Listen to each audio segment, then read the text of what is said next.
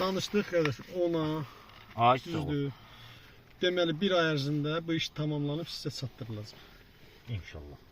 10.000 verirsiniz. Ver müəllimə sağ olsun. Ver özüm sağ. Ver özüm hamısını yerdə ver müəllim. Alanda da say satın. Bəli, bəli. 1, 2, 3, 4, 5, 8, 9, 10, 11, 12, 13, 14, 15, 18, 19, 20, 21, 22, 23,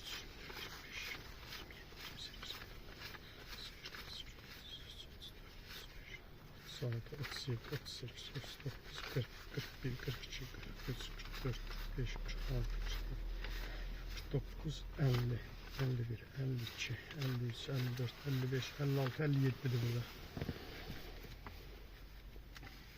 58, 59, 60, 61, 64, 65, 70,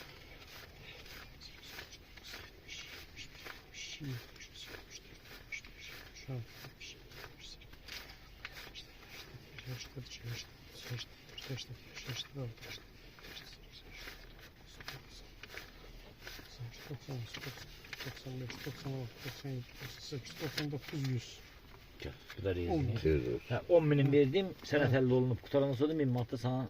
İndi baxacaq da 1000, 1500 indi o İnşallah. baxacaq. Ona baxarıq, o heç nə. O heç nə. Mən elə belə də aparıb verəcəm ora. İnşallah. Çox xeyir olsun. Danışmışam, Allah xeyrin versin. İnşallah. Allahın köməyi. Allah özü dayaq olsun. Bir ay ərzində sizə yəni sənət çatacaq. İnşallah. Narahat olmayın. Başqa sözün sağ olun. Can sağlığı, hər şey qaydasında. Bu gün də ayın neçəsidir? Bu gün də ayın 20-si. 22-si. Ha, yanvar 20-si. 20-si. 2026-cı. Ha. O